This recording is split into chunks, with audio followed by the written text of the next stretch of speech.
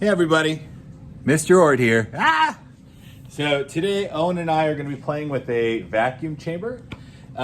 We've been talking a little bit about heat and matter and its effect on phase change, but we haven't really gotten into too much is the effect that pressure has on phase change. So today we're going to be looking at removing some pressure inside this jar. So this is a bell jar. Right now I've got a deflated balloon in there. And I'm gonna pump this up, and what this machine does is will actually extract all of the air from the container through a little hose. And when it does that, there will be no atmospheres in here. There's gonna be no pressure. So it's gonna be a perfect vacuum, just like in space. So here, let's try out. It's gonna be my special balloon. Yeah, your special balloon, that's right. So we're gonna test this out. And as you watch, look at how cool that balloon inflates.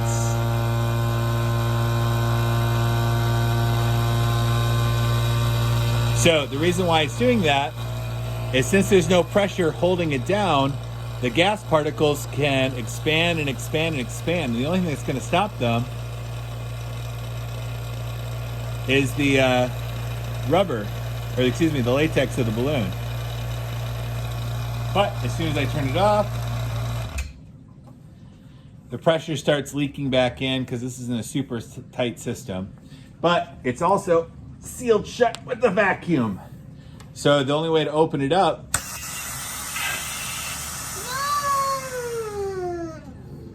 is to let the air back in. Let's try another thing.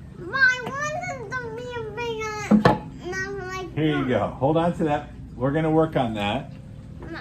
Now, another kind of cool thing is when people make marshmallows, there's a bunch of little tiny air pockets inside of marshmallows. So if you go ahead and put marshmallows into a vacuum chamber, what do you think is going to happen, Owen? I don't know. Well, let's watch and find out. They grow. Hold on one second. So I can go from small marshmallows to big marshmallows. But then, if I deflate them, all the air pockets inside of them have gone deflated. So they turn into little marshmallow raisins. Here you go, buddy. Thanks. Oh, don't eat those. We're in science class. But probably the coolest one is without any pressure holding water back. Can I drink that water? We can actually turn this water into water vapor or have it undergo a phase change. So, if you watch the water, I'm not increasing the temperature. But as the atmosphere goes down inside the chamber, you can see bubbles starting to form. And actually that water is now starting to boil. There we go. So now I'm boiling water, and that water is boiling. And it's turning into vapor, which you can see here coming out. So kind of cool. And then, Owen, we just boiled this water. Do you feel brave enough to put your finger in? It was boiling. You want to touch it? Sure.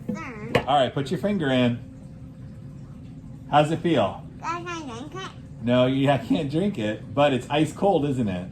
Mm-hmm. So, I just ate some off and we took ice cold water and we boiled it. How awesome is that? And that's all through this awesome machine called a vacuum. All right, we'll do it one more time. You want to put it back in? Yeah, but you have Here we go, buddy. But what if it turns back into a bubble balloon? We'll have to see what happens. All right, last chance. Let's see what happens here. There we go. We can pump it up for you. What do you think? We can make it pump up, huh?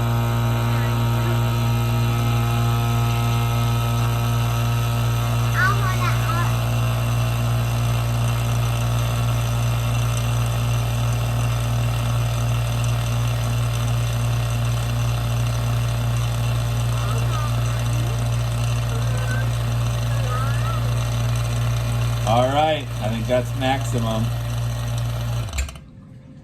All right, everybody, that's it for today. I hope you enjoyed playing with our vacuum.